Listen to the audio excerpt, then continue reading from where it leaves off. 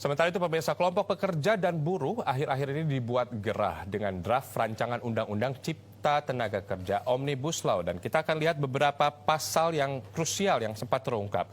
Ya, industri padat karya tidak perlu memenuhi upah minimum provinsi. Lalu, cuti berbayar untuk pekerja dihapus dengan adanya Omnibus Law. Tadinya, pekerja berhak untuk mendapatkan cuti khusus untuk menikah 3 hari dan menghitankan atau menikahkan anak 2 hari, kemudian istri cuti melahirkan atau keguguran, dan cuti anggota keluarga meninggal selama 2 hari. Kemudian kita lihat untuk pekerja asing dan outsourcing.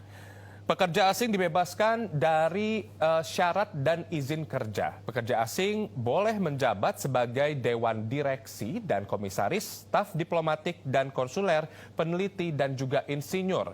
Pekerja asing startup dibebaskan bahkan dari syarat izin kerja. Outsourcing pun diperluas.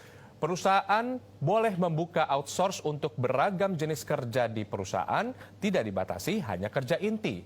Outsourcing bisa dipekerjakan sebagai freelance maupun kerja paruh waktu. Yang diamandemen ada beberapa pasal 42, 66, 93, 159 dan seterusnya. Kemudian pemirsa, selanjutnya adalah soal pesangon. Nah, pembayaran pesangon selain tunjangan dasar dikurangi atau dipangkas sama sekali. Penghitungan tunjangan dasarnya tidak berubah.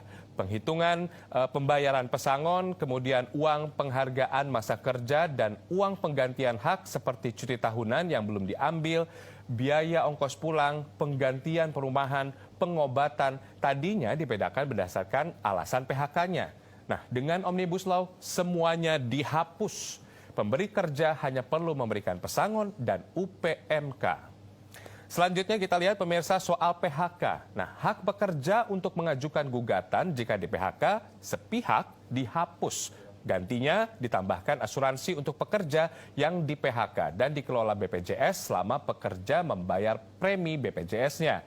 Hak pekerjanya di PHK untuk mendapat upah senilai 8 bulan jika bekerja 21 tahun dan upah 10 bulan bila bekerja 24 tahun dihapus. Gantinya akan ada uang pemanis, bonus senilai upah 1 bulan bila di PHK kerja kurang dari 3 tahun, senilai 2 bulan. Kemudian bila bekerja 3-6 tahun senilai 3 bulan dan bila kerja 6-9 tahun senilai 4 bulan.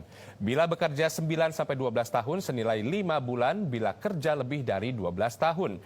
Dan bonus ini hanya berlaku bagi pengusaha, bagi usaha menengah dan juga besar tidak termasuk UMK. Silakan kita akan melihat bagaimana apakah Omnibus Law ini akan disahkan oleh pemerintah atau tidak.